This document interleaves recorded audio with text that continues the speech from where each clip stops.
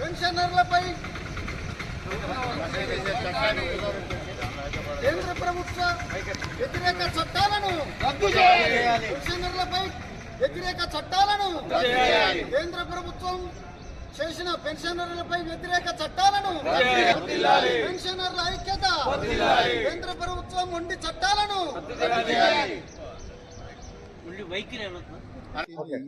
25 మార్చి 2025న కేంద్ర ప్రభుత్వం తీసుకొచ్చినటువంటి చట్టాలు పెన్షనర్లకు వ్యతిరేకంగా తీసుకున్నటువంటి తీర్మానాలన్నీ కూడా బహిర్గతం చేయకుండా అంతర్గతంగా ఈ చట్టాలను తీసుకొని వచ్చింది.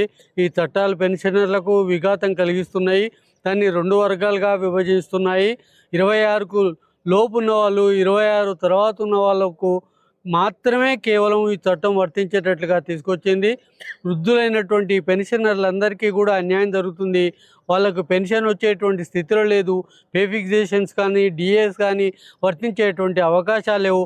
అటువంటి చట్టాన్ని ఉపసంహరించాలని ప్రధానమంత్రికి ఈ వేదిక ద్వారా నివేదిక సమర్పిస్తున్నాం. పెన్షన్